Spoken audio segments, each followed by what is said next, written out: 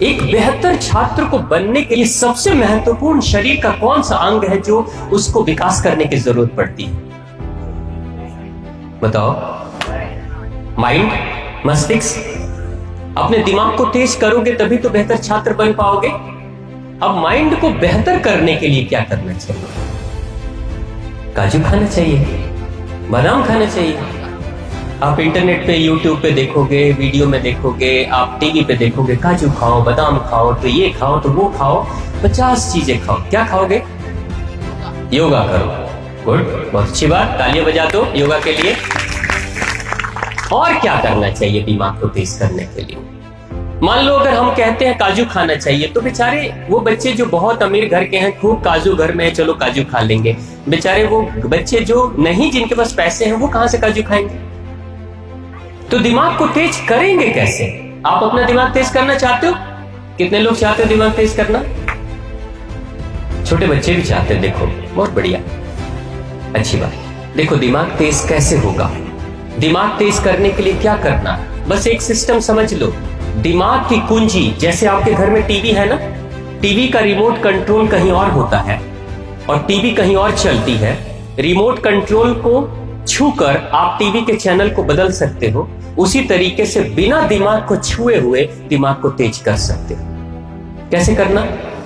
आप विज्ञान में आपने पढ़ा है, चित्र देखा है दिमाग का, और आपने चित्र देखा है अपने पेट का।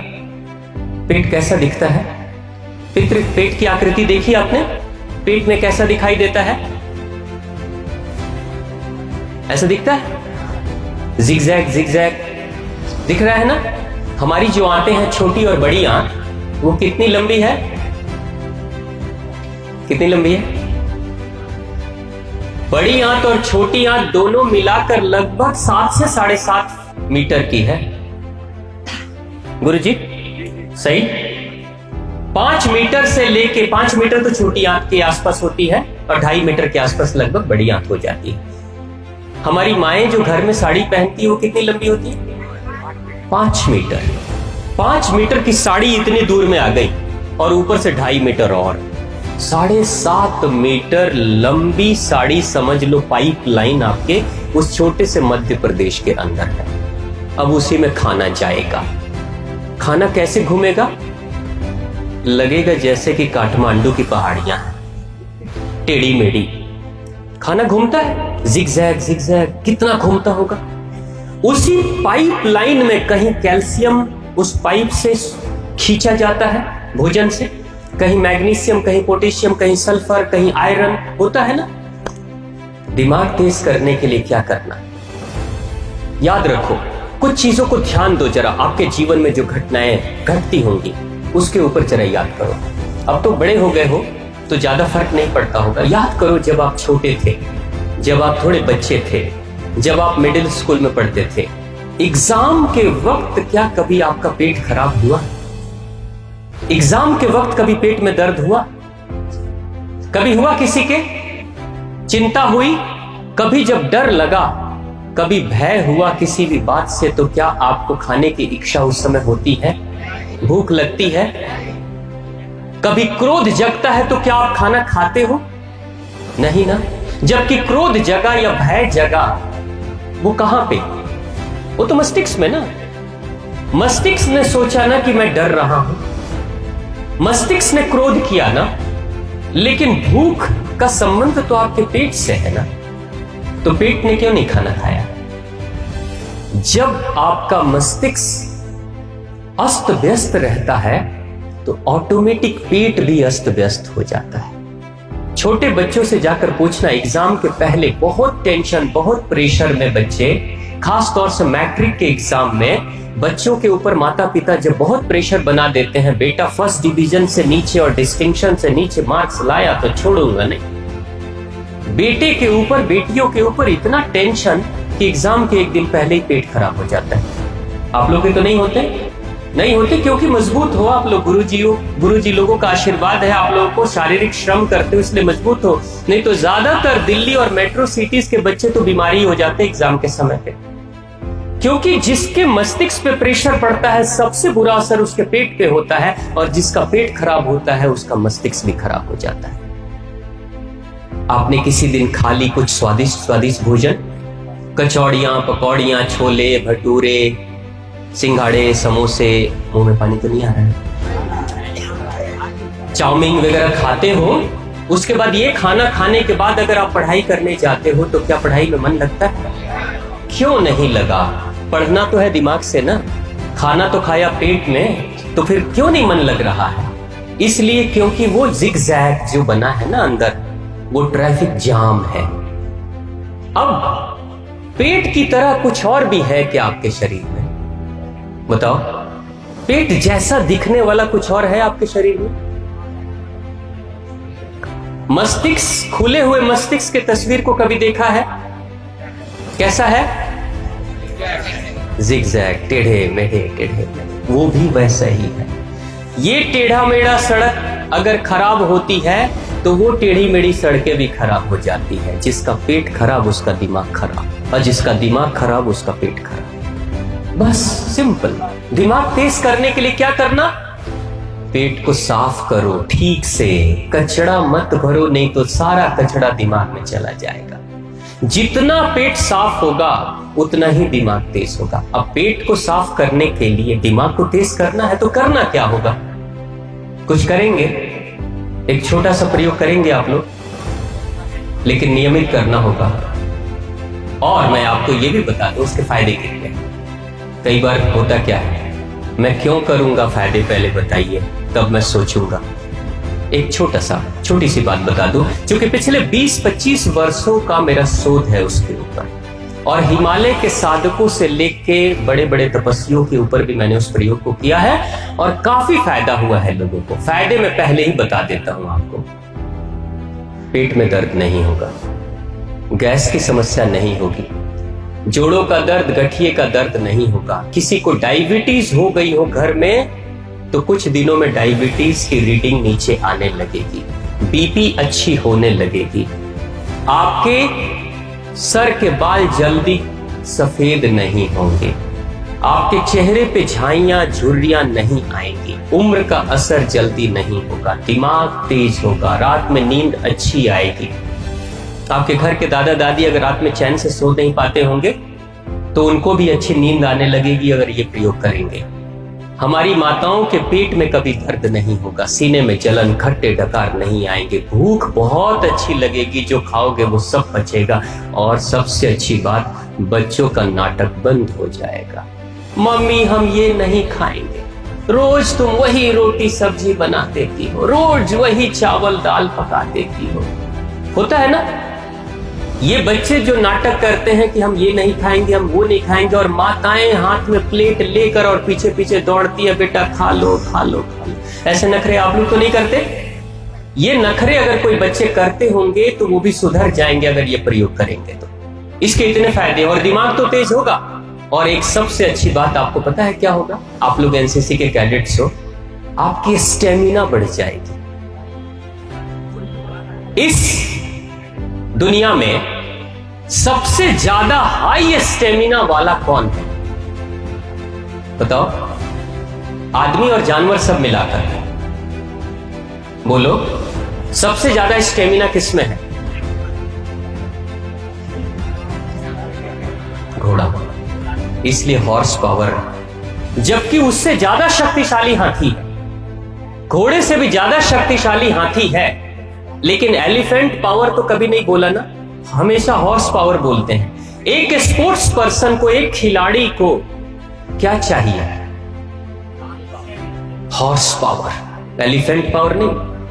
एलिफेंट पावर खाना है तो कोई बात नहीं, खाते रहो सोते रहो, खाते रहो सोते रहो, कुछ दिन में हाथी तो बन ही जाओगे, हो ही जाओगे, उसके लिए कुछ मेहनत करने की जरूरत नहीं। लेकिन आपको पता है घोड़े का गुण कैसा होता है? घोड़ा, कभी किसी घोड़े को आपने बैठे हुए देखा? बैठे हुए घोड़ा, गाय की तरह, भैंस की तरह? घोड़ा वही बैठता है जो बीमार है। लेकिन आर्मी वालों के घोड़े को कभी आप बैठे हुए नहीं देखोगे। या तो घोड़ा खड़ा रहेगा, नहीं तो गिरा हुआ रहेगा, बिल्कुल गिरा हुआ। अगर फंस गया, चोट लग गई, गिर गया तो गिरा हुआ है, और नहीं तो खड़ा है तो खड़ा है। बीच में बैठा हुआ स्थिति में कभी घोड़ा नहीं रहता है। सो लेता है उसी में। क्यों? इतनी शक्ति है उसके अंदर, घोड़े के अंदर। घोड़े के अंदर स्टेमिना होती है। घोड़े के अंदर स्टेमिना कैसी होती है? घोड़ा जब दौड़ता है ना, घुड़सवार, घोड़े को अगर मारना हो तो सबसे आसान तरीका पता है घोड़े को मारने का क्या है? न चाकू मारो, न गोली मारो, न जहर दो, 10 किलोमीटर दौड़ा कर लाओ और खूंटे में बांध दो, कुछ देर में मर जाएगा। बस इतना ही से मर जाता है घोड़ा। जो अच्छे घुड़सवार होते हैं आर्मी के लोग, वो घोड़ों को दौड़ाते हैं। घोड़ों के लिए ही सिर्फ वही एक जानवर है जिसके लिए अस्तबल बनता है, कोर्टयार्ड बनता है ना। आपने देखा होगा बड़े बड़े बांस के बाउंड्रीज बनाकर और घेरे में घोड़े को छोड़ दिया जाता है। एक जो फौजी होता है घोड़े की सवारी कर कर दौड़ा कर जब आता है तो उस अस्तबल में, उस बड़े से ग्राउंड में घोड़े को छोड़ देता है। घोड़ा दौड़ते रहता है, दौड़ते रहता है, दौड़ते रहता है और धीरे धीरे धीरे धीरे धीरे धीरे शरीर की गर्मी शांत होती है और तब जाकर घोड़ा एक जगह पे खड़ा होता है। यानी घोड़े को रुकने के लिए भी, जब घुड़सवार पीठ से उतर जाता है उसके बाद भी घोड़े को रुकने के लिए कम से कम 10 मिनट, आधे घंटे, 1 घंटे की जरूरत पड़ती है उसके इंजन को शांत करने के लिए। तब जाकर घोड़ा रुकता है। अगर खूंटे पे बांध दिया आपने ना गाय और भैंस और बकरियों की तरह, तो तुरंत मर जाएगा, सफोकेशन हो जाएगी, दम घुट के मर जाएगा वो, क्योंकि दौड़ नहीं पा रहा है।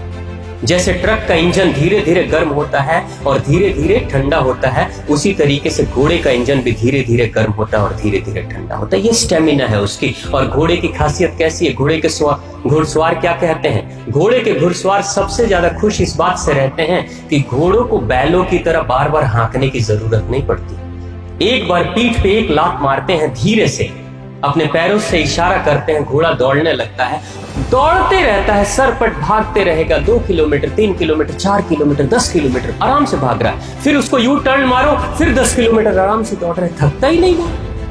इसलिए इतना स्टेमिना है उसमें। स्टेमिना इसलिए इतना है क्योंकि हमारे जो लंग्स है ना, फेफड़े, ये मधुमक्खियों के जाले की तरह इसमें छोटे छोटे छिद्र होते हैं। उन्हीं छिद्र के अंदर ऑक्सीजन भरी रहती है, जिसका ये लंग्स जितना ही ब्लॉक रहता है उतना ही कम स्टेमिना उसकी होती है। और जितने ही छिद्र खुले रहते हैं इंसान के और जितनी ज्यादा ऑक्सीजन भरी होती है उतनी ज्यादा स्टेमिना उसकी बढ़ जाती है। योग प्राणायाम कराने में कराया क्या जाता है? सांसें तो लेना और छोड़ना। हर बार हर सांस जब कपालभाति करो, अनुलोम विलोम करो, कोई भी प्राणायाम करो, तो सांसें लोगे और छोड़ोगे तो उससे क्या होगा? अंदर के जो छिद्र ब्लॉक है कार्बन डाइऑक्साइड के कारण से, कार्बन डाइऑक्साइड हटेगी, ऑक्सीजन भरेगी और आपके अंदर की स्टेमिना बढ़ जाएगी। बस स्टेमिना बढ़ाने के लिए योग प्राणायाम करते हैं। लेकिन इस लंग्स का, अगर किसी को दमे की शिकायत है तो दमे की शिकायत सिर्फ फेफड़े के कारण से नहीं होती है। दमे की शिकायत बड़ी आंत के अंदर की गंदगी के कारण से, बड़ी आंत की गंदगी से जाम है अगर वो आंत, तो फेफड़ा जाम हो जाएगा, सांस लेने में दिक्कत होनी शुरू हो जाएगी। यानी अगर किसी को दमे की शिकायत हो रही है, इसका मतलब उस इंसान का पेट ठीक से साफ नहीं हो रहा है। बस सिंपल, और कोई कारण नहीं। उसका पेट ठीक साफ करने लगो, दमे की शिकायत खत्म हो जाएगी, फेफड़े की समस्याएं खत्म हो जाएगी। तो हम क्या करेंगे?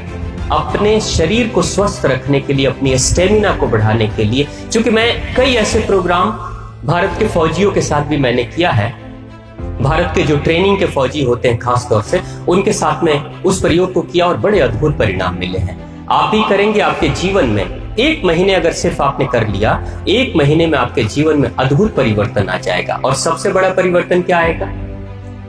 कई लोगों को आपने देखा होगा, सुबह जब सोकर उठते हैं ना, तो शक्ल देखने से ऐसा लगता है कि 12 बज गया अभी। सुबह भी चेहरा लटका हुआ, दोपहर में तो लटकाएंगे, शाम को भी लटका हुआ। जीवन में कोई उत्साह नहीं, कोई खुशी नहीं। कई लोगों से पूछा जाता है, खुश क्यों नहीं रहते हो? क्या है जो देखकर खुश हो? सुबह भी रोना, शाम को भी रोना, दोपहर में भी रोना। आप अगर ये प्रयोग करोगे, आपके मन में बड़ी खुशी आएगी, अंदर से बड़ा उत्साह आएगा, हर कार्य को उत्साह से करोगे। तो वो बहुत छोटा सा प्रयोग है, आप सभी कर सकते हो। क्योंकि जो लोग, अब ये प्रयोग किनको करना है? जिनकी उम्र 15 वर्ष से ऊपर की हो गई है। आप सबकी 15 वर्ष से ऊपर वाली उम्र है ना? 15 वर्ष से जो छोटे बच्चे बैठे हुए हैं, बेटा आपकी 15 वर्ष तो नहीं हुई। 15 वर्ष से जो छोटे उम्र के लोग हैं वो उसकी मात्रा कम रखेंगे, 15 वर्ष से ऊपर वाले उसकी मात्रा ज्यादा रखेंगे। करना क्या, सुबह उठते ही शौचालय जाने से पहले पानी पीना है। अब सुबह कितने बजे उठना है? 8 बजे, 9 बजे, जल्दी तो नहीं बोल दिया, 10 बजे चलेगा, 4 बजे, ठीक है। कितने लोग 4 बजे उठते हैं? देखो उठने वाले बताना। हाँ चलो, कितने लोग 8 बजे के बाद उठते? 8 बजे के बाद, बहुत अच्छी बात। देखो क्यों सुबह बोला गया उठना, आपको पता है एक बात? आपके घर में तो अच्छा है, कोई सभी लोग स्वस्थ हैं। कभी कोई मरीज, हार्ट अटैक का मरीज अगर कोई हो ना, जिसकी बीपी बढ़ी हुई है, जिसको दिल के दौरे पड़ने की शिकायत होती है, अगर वो इंसान, कभी कोई इंसान जिसको हार्ट अटैक की समस्या होती है, आपको पता है हार्ट अटैक अगर अटैक कभी पड़ता है, दिन में अगर किसी को हार्ट अटैक के दौरे पड़ते हैं तो बड़े धीमे दौरे होते हैं। दिन में इंसान कई बार बच जाता है, लेकिन रात्रि, आधी रात्रि के वक्त अगर किसी को हार्ट अटैक के दौरे पड़ जाते हैं तो उस इंसान के बचने की गुंजाइश कम रहती है। वो ज्यादा तेज स्ट्रोक लगता है रात्रि में, क्योंकि हमारी जो प्राण की शक्ति है, वो प्राण की शक्ति हमारी हमेशा एक जगह पे नहीं रहती। कोई, आपने कभी सोचा हमारा प्राण कहां रहता है? वो ट्रांसफर होते रहता है। रात के, आधी रात के वक्त में हमारी प्राण की शक्ति हमारे फेफड़े और दिल के आसपास में होती है।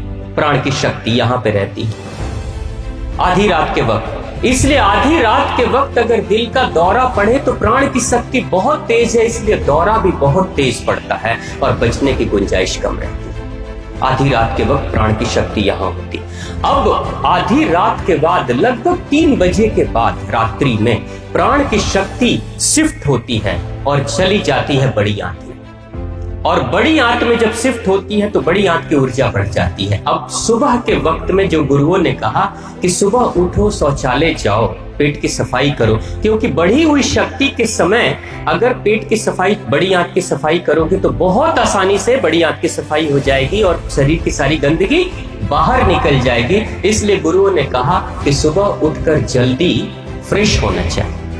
अब जो इंसान, अब वो प्राण की शक्ति बड़ी आंत में सिर्फ सुबह के 6:30 बजे तक रहती है, उसके बाद वो शक्ति ट्रांसफर होकर हमारे पेट में चली जाती है, खाने के लिए चली जाती है, भोजन के लिए चली जाती है। अगर 6:30 बजे से पहले कोई इंसान सुबह में उठकर अपने पेट की सफाई नहीं करता है तो उस इंसान को कब्ज की शिकायत हो जाएगी, फिर उस इंसान को डायबिटीज की समस्या हो सकती है, फिर उस इंसान को बीपी की समस्या हो सकती है, फिर उस इंसान को मानसिक रोग यानी डिप्रेशन की शिकायत हो सकती है शरीर की गंदगी के कारण से। तो उस शुद्धि के लिए सुबह में उठना बहुत जरूरी है। तो सवेरे जब उठते हैं तो उठते ही अगर सूरज के उगने से पहले उठ गए तो बहुत अच्छी बात।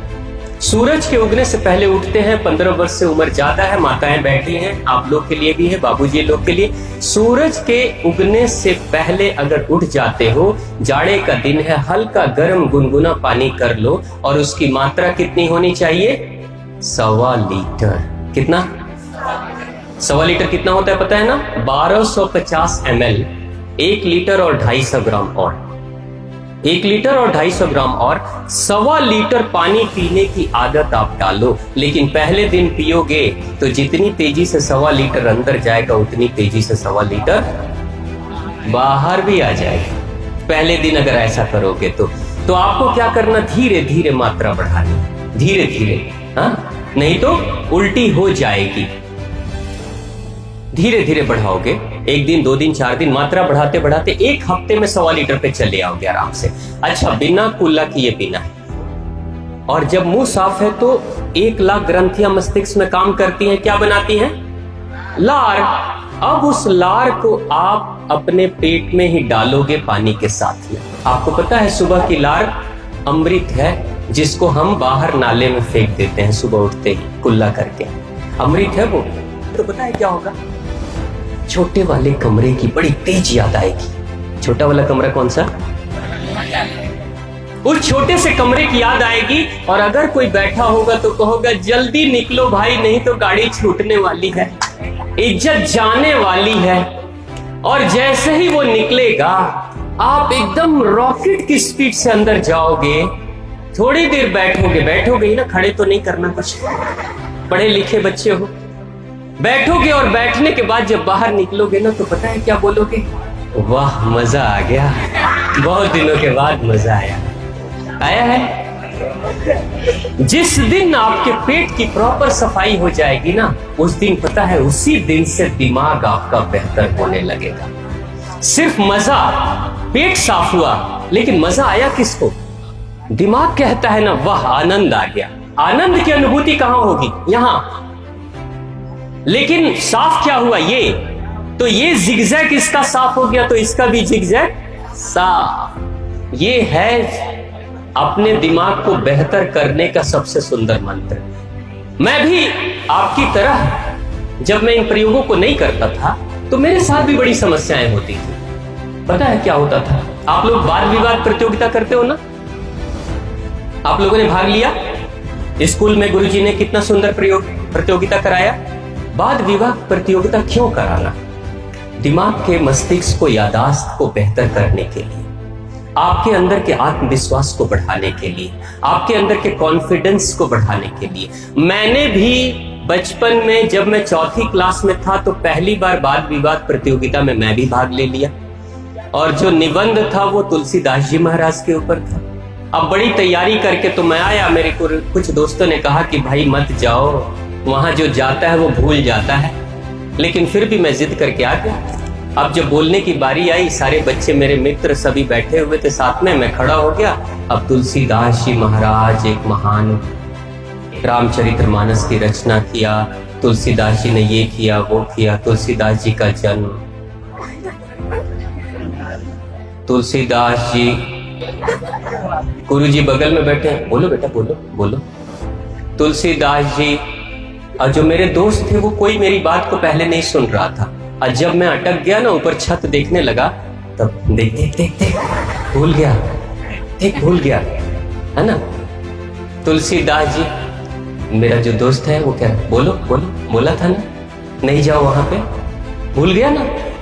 और फिर मैं आकर बैठा, उसके बाद से मैं सोचा कि आखिर मैं भूला क्यों, जबकि याद करके गया था। आगे की बातें क्यों भूल गया? इंफॉर्मेशन जो होती है ना, सूचना, वो यहां मस्तिष्क में रहती है, और सूचना छोटे छोटे टुकड़ों में रहती है। सूचना जैसे नदी को देखा आपने, नदियों में छोटी छोटी नावें बहती हैं, छोटी छोटी नाव। एक सूचना अगर आती है दूसरे नाव के पास, मान लो एक सूचना वाली नाव बह रही है पानी में, दूसरी सूचना वाली नाव बह रही है पानी में, तीसरी सूचना वाली नाव बह रही है पानी में। जो इंसान पानी पीना शुरू करेगा, आपको पता है आपके ब्रेन में पानी की मात्रा कितनी है? लगभग 80% से ज्यादा पानी ही होता है ब्रेन के अंदर। और पानी के माध्यम से, उस फ्लूइड और लिक्विड के माध्यम से हमारे अंदर की सूचनाएं तैरते हुए आती हैं और हमारे आगे के तरफ में यहां आती है, तब हमें बातें याद आती। कई बार आपने देखा होगा, अपने पुराने मित्र को याद कर रहे हो और नाम भूल रहे हो, उसका नाम तो मुझे याद है लेकिन अभी याद नहीं आ रहा है, ऐसा होता है ना। और अचानक क्लिक किया, अरे हाँ उसका नाम रमेश है, उसका नाम सुरेश है, उसका नाम ये है, होता है। ये जो फ्लो ऑफ इंफॉर्मेशन है, सूचनाएं हैं चारों तरफ से, ये हम सबके दिमाग में बिखरी बिखरी सी हुई है। लेकिन जब इंसान पानी पीने की आदत डाल लेता है, ये इस प्रयोग शुरू कर देता है, तब क्या होगा? उस पानी के माध्यम से, अब एक बात सोचो, नदी अगर सूख जाए तो क्या नाव तैर पाएंगी? नहीं ना। उसी तरीके से दिमाग जिसका सूख गया है, उसके जीवन में भी फ्लो ऑफ इंफॉर्मेशन, सूचनाओं के आने का जो प्रवाह है वो स्लो हो जाता है। इसलिए वो इंसान सब कुछ पढ़ते हुए भी भूल जाता है। तो अपने ब्रेन को, अपने मस्तिष्क को बेहतर करने के लिए भी ये प्रयोग करना शुरू कर दो। कल से शुरू करेंगे सब लोग? कितने लोग करेंगे?